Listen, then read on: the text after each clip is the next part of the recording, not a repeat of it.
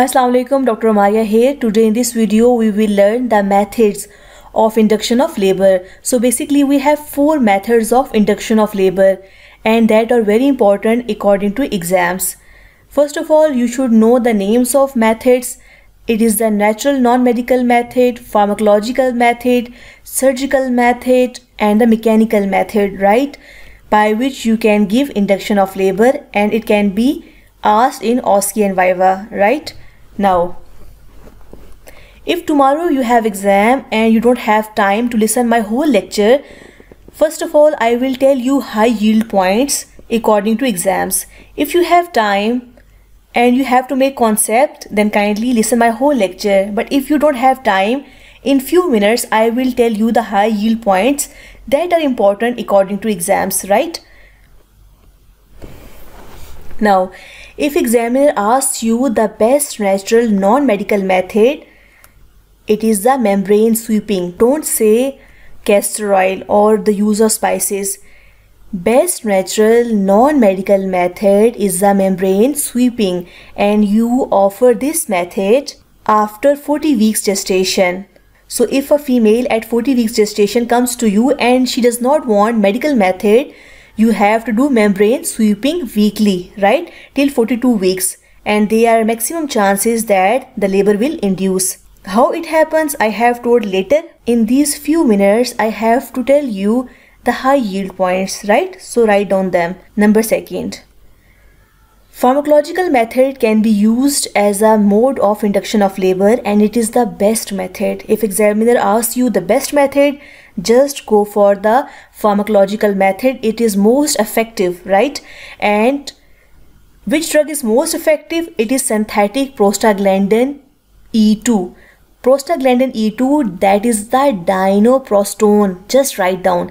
Dinoprostone is the best drug for the induction of labor, or you can say that pharmacological method is the best method which is mostly used. And which drug is used? That is the dinoprostone. It is the dinoprostone, not the dinoprost. That is the different thing, right? What is the formula of dinoprostone? It is the prostaglandin E2. Now, if in any scenario it is written the cervix of a pregnant lady is unripe, just go for prostaglandin E2. If in a scenario it is written the cervix of a pregnant lady is ripe, what would be the best mode? The best mode again will be dinoprostone. So this is very important thing. Number 2 thing, we also know that prostaglandin E1 can also be given as the induction of labor. Remember, according to recent guidelines, you can give misoprostol, which is prostaglandin E1, when there is intrauterine demise, when there is fetal death. Then in case you have to give induction of labor, you can give misoprostol. Otherwise, don't give it, right? And remember, mifepristone is an anti-progesterone. You can give it in case of IUD only. So just write down, and it is very important point. Misoprostol, it is prostaglandin E1. Mifepristone, it is anti-progesterone. You know, progesterone is important to maintain the pregnancy. When you give a drug which is anti-progesterone, which is a progesterone receptor antagonist, what it will do? It will not maintain the pregnancy. So mifepristone can be given for the induction of labor and the misoprostol can be given for the induction of labor. Both can be given for the induction of labor when fetus is dead in the uterus, when there is fetal demise. So write down this. According to recent guidelines, whenever a primary gravida or multigravida comes for the induction of labor and fetus is alive, and in option if misoprostol is mentioned, mifepristone is mentioned, never tick that option. Okay, now I will tell you about oxytocin later. Now we have surgical method, and the surgical method we use for induction of labor is artificial rupturing of membranes. Always remember, when you have to do artificial rupturing of membranes in case of induction of labor, always do artificial rupturing of membranes only when cervix is ripe. It can be riped naturally, it can be riped with the help of prostaglandins. And again remember, when we have to do artificial rupturing of membranes, often it is necessary to augment the labor with oxytocin. So when you have to do ARM, often oxytocin infusion is required. That is why ARM is not used as a primary method. We want to avoid the use of oxytocin infusion because when you have to infuse oxytocin, there is a strict protocol of its use. That is why it is not used as a best primary method. And what word I am using? I am saying oxytocin is used as the augmentation along with ARM. It means that oxytocin is used for augmentation of labor. It is not used for the induction of labor. Remember, for induction of labor you can use ARM, and along ARM you have to give oxytocin to speed up the labor process. When you have to speed up the labor process, you don't say it is induction, you say that it is the augmentation. So remember, if in any scenario it is written a primary gravida, multigravida comes to you and she wants pharmacological method, which drug you will give, never take oxytocin, never take misoprostol or mifepristone. Option will be given either of prostaglandin E2 or dinoprostone. So you have to take dinoprostone, that is the prostaglandin E2. Oxytocin can be given as the augmentation of labor. Misoprostol and mifepristone can be used only when there is fetal demise, right? Now, when you have to do ARM, what is the condition? Cervix should be ripe. If a pregnant lady comes to you and cervix is ripe and you think she is the candidate for induction of labor, what mode would be the best? Again, you will give dinoprostone, right? And that is important point. Number second thing, never give oxytocin without the rupturing of membranes. Again, when you have to give oxytocin as the augmentation of labor, what is the condition? Membranes should be ruptured. Number one, there should be its requirement. If there are sufficient uterine contractions, you will not give oxytocin, right?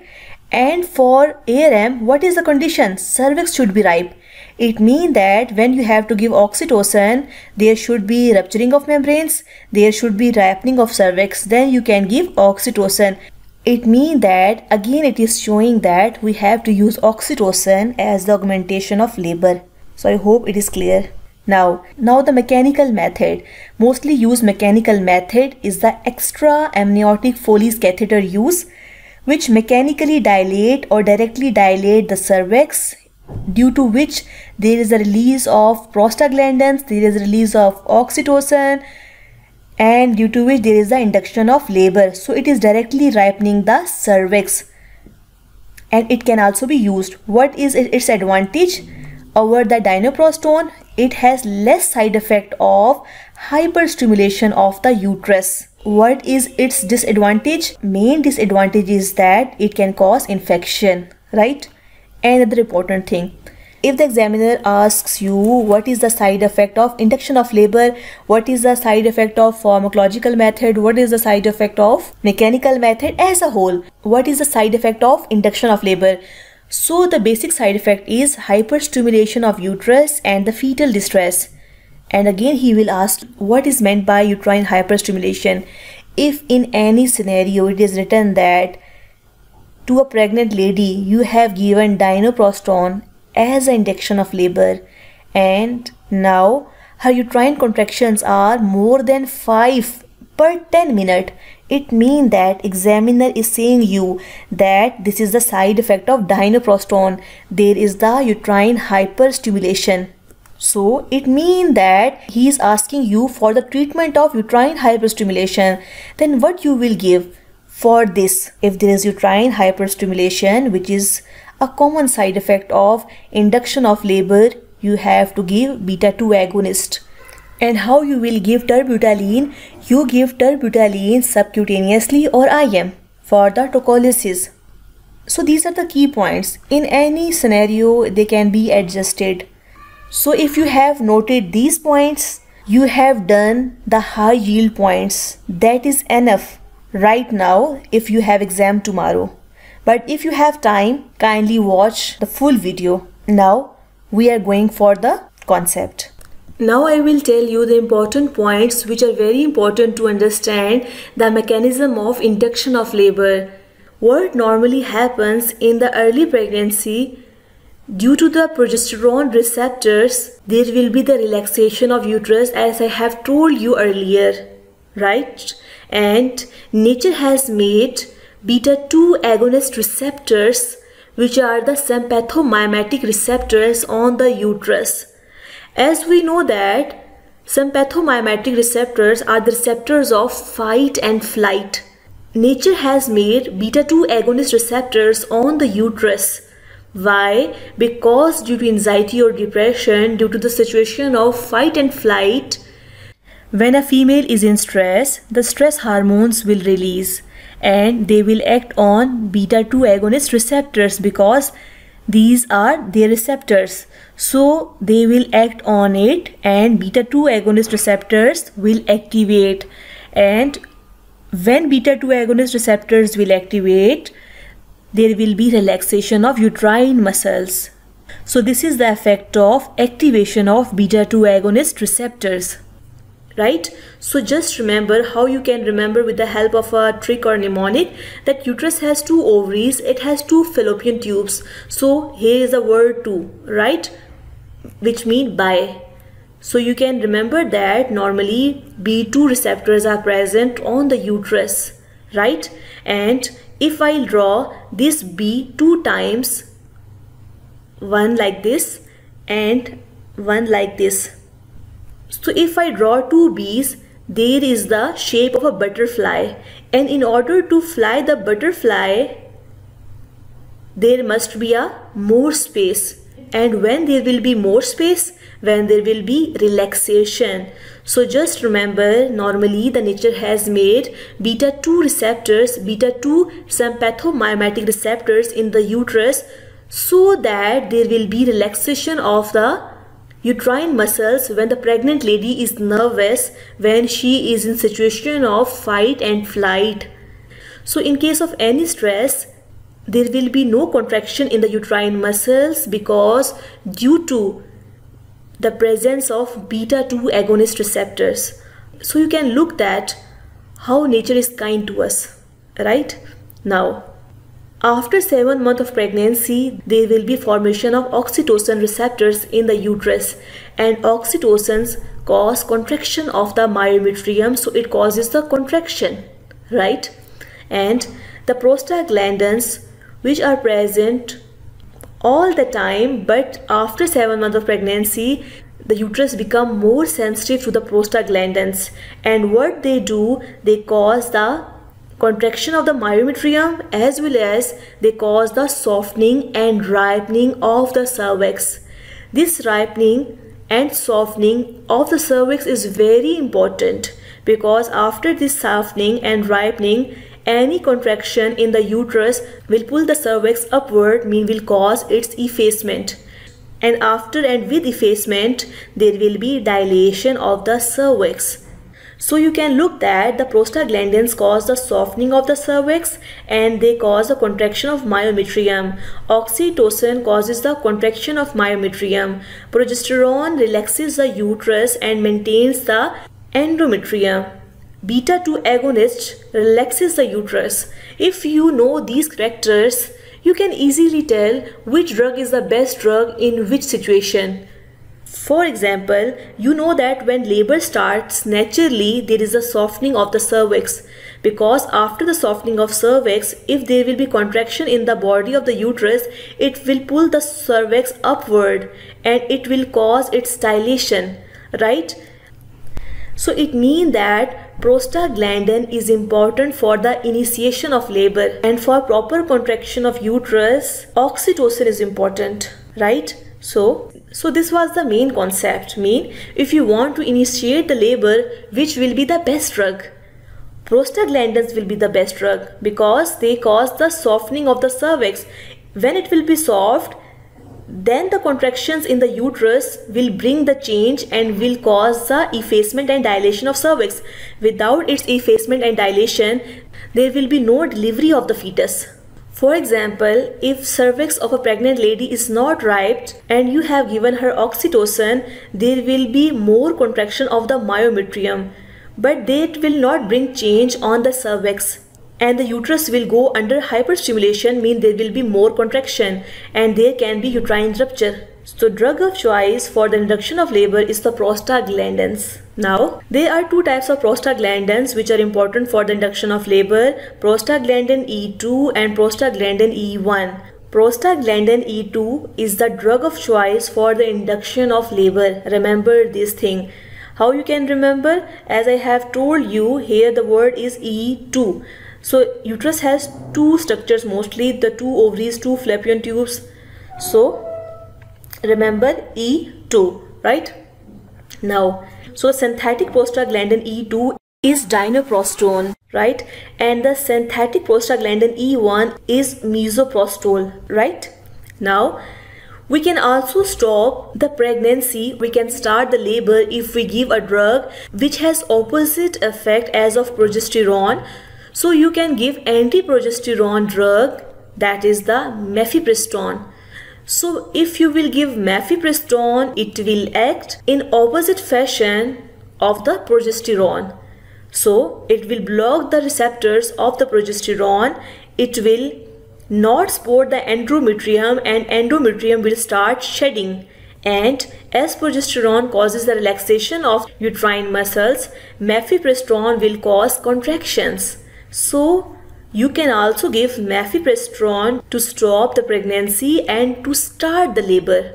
So just write down here, according to the recent guidelines, the mifepristone and the misoprostol you can give only in the induction of labor when there is IUD, mean intrauterine death. When there is a fetal demise, you can give misoprostol, mifepristone in that case only, right? If the baby is alive, never give mifepristone and misoprostol in that pregnant lady. It is not recommended. Now, first remember, you have to give prostaglandins, that is the drug of choice for the induction of labor, that is prostaglandin E2. And remember, if in any scenario it is written that a primary gravida came to you at 40 weeks of gestation and she wants induction of labor, or you want to give induction of labor and cervix is unripe, in that condition you will give prostaglandin E2. And if the cervix is ripe, again you will give prostaglandin E2. It is a drug of choice. Number second thing, how you can induce the induction. You can induce the induction by artificial rupturing of membranes, that is called ARM. But always remember, when you are going to do ARM, artificial rupturing of membranes, the cervix should be soft, effaced and dilated, mean the cervix should be favorable. And how you will know the cervix is favorable or not? With the help of Bishop scoring, right? What is Bishop scoring? I have made another video, the link is present in the description box. So first of all, look, either cervix is favorable or not. If it will be favorable, mean Bishop score is more than 8, then you can do ARM. It is according to the guidelines that cervix should be favorable, right? Normally what is recommended? Normally it is recommended that first ripe the cervix or induce with the prostaglandins. Either cervix is ripe or not. If you want to give induction, first give induction with prostaglandins. Write down the line, right? Either the cervix is ripe or not and you want to give induction of labor and patient is a candidate for the induction of labor, first give prostaglandins. Then when cervix is ripe after the induction with prostaglandins, then you can do ARM, artificial rupturing of membranes, and it is the continuation of labor induction. So you are doing ARM as the continuation of labor induction. You are not doing it as a first priority. You are doing as the addition of or continuation of induction of labor. If we talk about the induction of labor, because here we are not talking about the augmentation of labor. So when there is the concept of induction of labor, ARM can be done as an addition according to the guidelines. Now when you do ARM, then you can give oxytocin if required as augmentation of labor. If contractions are not sufficient, then you can give oxytocin as augmentation. It means that oxytocin is used as the augmentation of labor to speed up the labor. Oxytocin is not used as the induction of labor. When you have to use oxytocin, first condition is that the cervix should be ripe. And how you have to ripe it? Either it will be naturally or with the prostaglandins. Number second thing, when you have to give oxytocin, there must be rupturing of membranes. And how membranes will be ruptured? Either artificially or naturally. It means that we are using oxytocin on third step. And how we are using oxytocin? We are using oxytocin for the augmentation of labor. And how artificial rupturing of membranes can cause induction of labor. So when you will artificially rupture the membranes, in the fetal membranes and in the amniotic fluid, there is the presence of prostaglandins. Natural prostaglandins will release, and that will cause irritation to the myometrium, and they will cause the uterine contractions. Remember that when you do ARM, when cervix is not ripe, suddenly the prostaglandins cannot come to ripen the cervix. So it is recommended first ripe or soft the cervix, right? What other methods you can apply for the initiation of labor? That are the mechanical methods. As you know that the baby is present in the amniotic cavity, right? This is the amniotic cavity, and the baby is surrounded by the fetal membranes. So these are the fetal membranes. So what you have to do, you have to put a Foley's, right, in the extra amniotic cavity, which is outside the amniotic cavity. In this space, or you can say that in the cervix, you have to place a Foley's, and then you have to inflate it. Right? When the balloon will dilate, it will exert the mechanical pressure on the cervix. Cervical Foley's, due to its mechanical effect, directly dilates the cervix, and they irritate the cervical cells, due to which there is a release of prostaglandins. And due to the dilation of cervix, there is a release of oxytocin. So Foley's catheter is used as a mechanical induction. Studies have showed that it has less side effect of uterine hyperstimulation as compared to dinoprostone, right? But it can cause uterine infection. Foley's catheter is a mechanical mode of induction. ARM is a surgical mode of induction. Use of prostaglandins is a pharmacological method. Now, another method that you can do is a membrane sweeping, and it is the best natural method. For example, after 40 completed weeks of pregnancy, a pregnant lady comes to you and she does not want the medical induction, right? She wants the natural induction of labor. Don't ask her to drink castor oil, right? You can offer the natural method, that is the membrane sweeping. And what you have to do, you just have to separate the fetal membranes from the underlying endometrium, which is the decidua. When with the gloved fingers you separate the fetal membranes from the decidual membranes, there will be the irritation of the cells of the fetal membrane and the decidual membrane, and there will be release of the natural prostaglandins. So offer this procedure to a pregnant lady weekly after 40 weeks of pregnancy, right? And that will cause natural initiation of labor. In a nutshell, this slide is actually your whole topic. And why I have talked about beta-2 agonist here, because what is the side effect of induction of labor?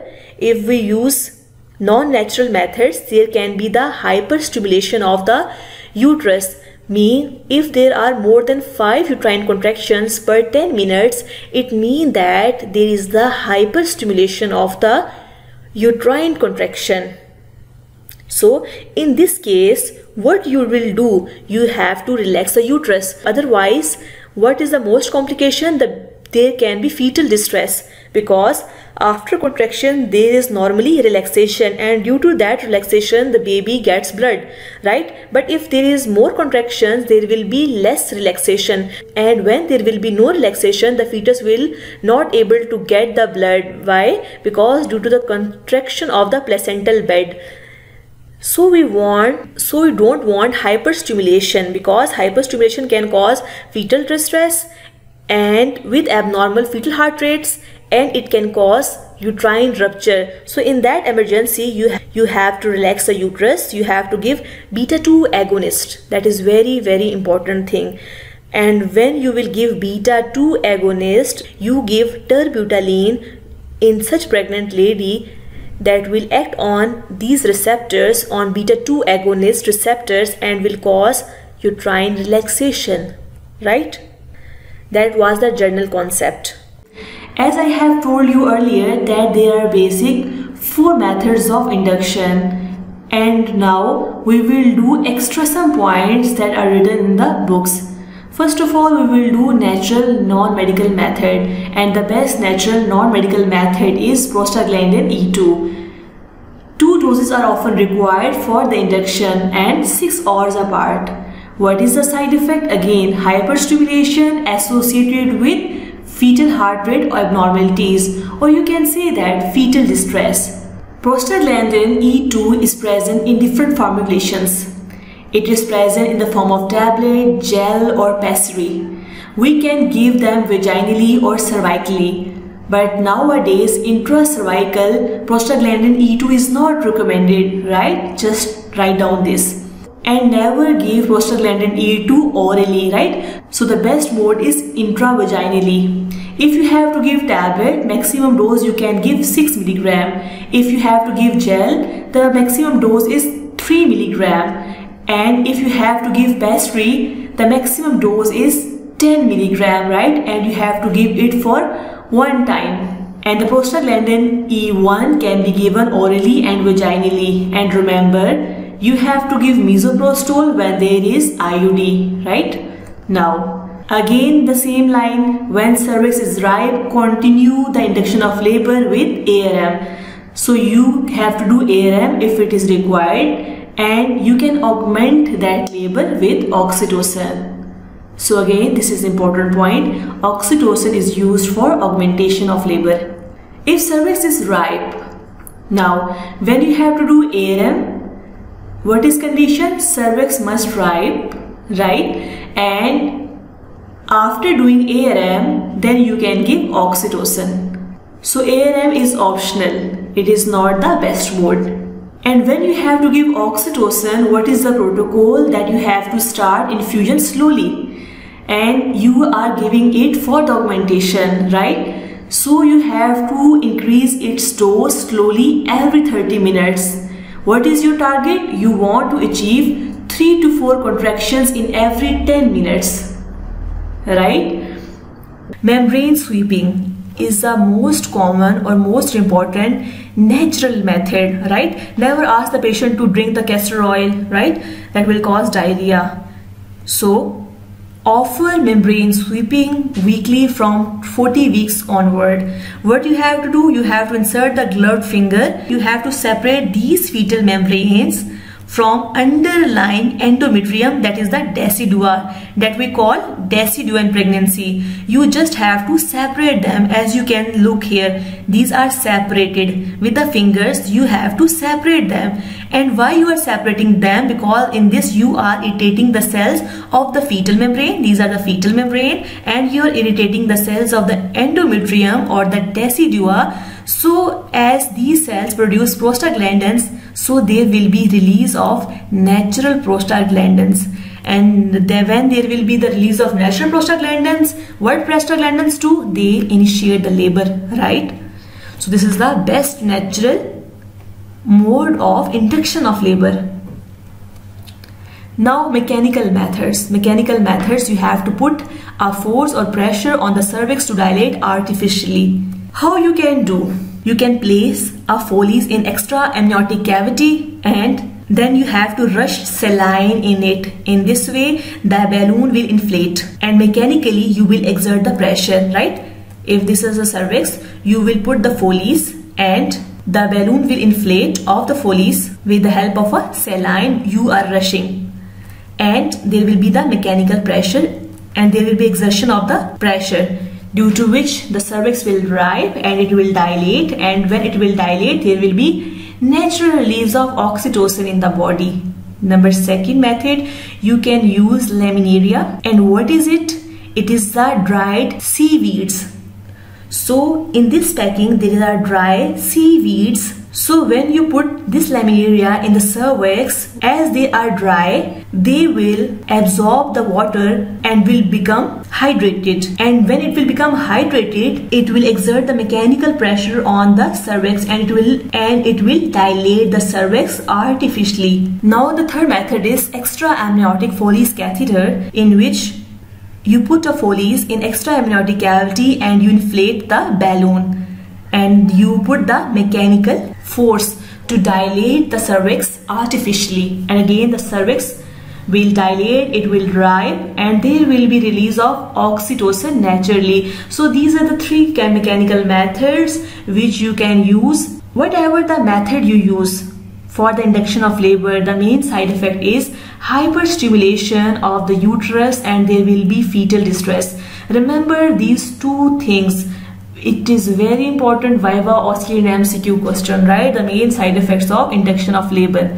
Now, when there will be hyperstimulation, what it mean? That mean the examiner will ask you what is meant by uterine hyperstimulation. Just tell, when there are uterine contractions more than 5 contractions per 10 minutes, it means that there is uterine hyperstimulation. Normally it should be between 3 to 5 contractions per 10 minutes.